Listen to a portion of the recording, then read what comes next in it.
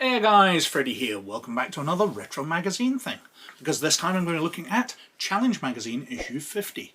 Now, Challenge Magazine's always been my favourite gaming magazine of that era, because not only does it cover a whole bunch of fantastic Games Designers Workshop games, Twilight 2000, Space 1889, etc., it also covers lots of other science fiction games. So we've got Cyberpunk and Shadowrun, and we had Star Wars and Star Trek in it as well. Fantastic stuff, and while I love fantasy games, I do prefer science fiction gaming, so it was always my favourite. But anyway, let's have a look at Challenge Magazine issue number 50. So, this is Challenge Magazine issue number 50, which came out either late April or early May 1991. Because inside, on the contents page, we've got May-June 1991 mentioned on it. So that's the 2 months it was supposed to be on the shelves. Because it was a bi-monthly magazine out every 2 months. Now, Challenge Magazine, as I've mentioned in the past, is my favourite role-playing magazine in the era. Because while I do like fantasy games, play a lot of D&D, Final Fantasy roleplay, lots of other fantasy games out there that I adore, science fiction is my thing. Especially sort of nearer future cyberpunk type games, and all of that's covered in here. Because it is the magazine of science fiction gaming. And on the cover, we can see that they're talking about articles for Twilight 2000 and MegaTraveller, both which are Games Designers Workshop games, so they're covering their own in-house stuff. But Shadowrun's covered here as well, and Shadowrun's by Fazer, so it covers all science fiction games, obviously focusing on their own. Inside, well, the publishing quality of this was brilliant, because it was brought out by Games Designers Workshop, so they've got a lot of skilled people working on this. An advert for Silent Death from ICE, an advert for the Origin Awards, and then we're onto a table of contents. And we can see all the games covered. So we've got a couple of articles for Twilight 2000. We've got If You Go Into the Woods Today and Water Rights, so a micro adventure and a slightly longer adventure. MegaTraveller, we've got a adventure, an article on the legal system of the Imperium, and Behind Blue Eyes, which is the second part of a longer adventure. Now, obviously, I haven't covered the first part of that, so we're already not getting the full value out of this issue. We've got Space 1889 covered, Thymiata, a city-state on Mars that we're covering, 2300 AD, Operation Backdoor, which again is the second part of a longer adventure, plus a alien species, which are dealt with in that adventure, as we'll see. We've got a fiction story for Shadowrun by Michael A. Stackpole. We've got an adventure for Star Trek, Troublemaker. Article for Gerps, Wearing the Steel, Powered Armor and Gerps. Cyberpunk, a short adventure through the Looking Eye. And then we've got an insert, which is an index of all the articles in earlier issues. So, while there's a high page count in this one, it's not all brilliant stuff.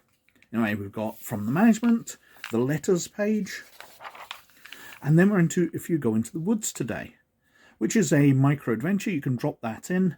The players are wandering through the forest, and they come across a barn with an abandoned Russian vehicle in it, with equipment and basically treasure for Twilight 2000 in it. But there's booby traps in there, there's an aggressive snake, I think it mentions as well. So there's some things for them to do if they're going to get hold of that stuff. An advert for Gathering Evil, Michael A. Stackpole, for Dark Conspiracy, a novel. Then we've got Water Rights. Now this is an adventure set in America. So the players have returned to the United States, and they find out that a town, its water supply has been cut off. And they explore, and they meet up with the group called New America, who are, as it says, ideologically, New America seems to be somewhere near the Nazis. If the activities in the valley are any indication, they would truly have a place in Adolf's heart.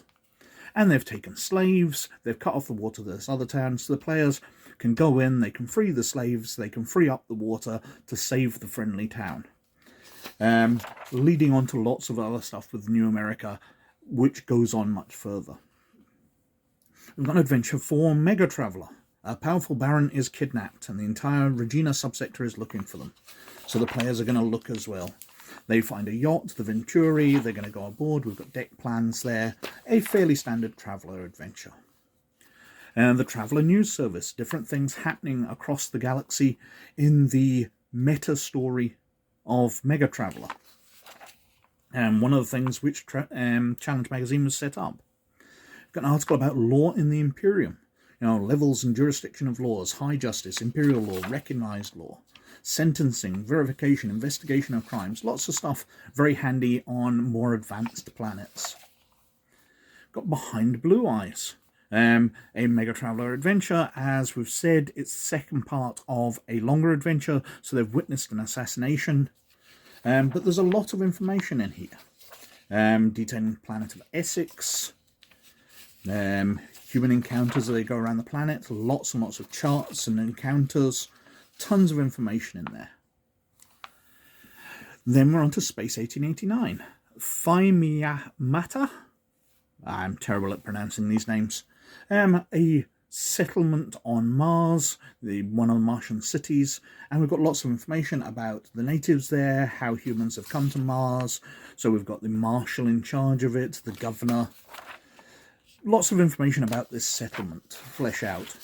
And then we've got the challenge index. So we've got a few pages of a list of all the articles in the first 50 issues of Challenge magazine and where to find them, which issue, what pages they're on, what system all of this is for. Very, very useful if you want to look for stuff. Then we've got Operation Backdoor for 2300 AD. Now again, this is the second part, so I don't really know what's going on. But the adventure does seem quite well fleshed out. They're visiting a new planet, and they encounter an alien species called the Yili. These are somewhat aligned with the Kafirs, and we've got a full article on the Yili documenting out for 2300 AD. All the background, their culture, their evolution, their history, the alliance that they set up, so much information.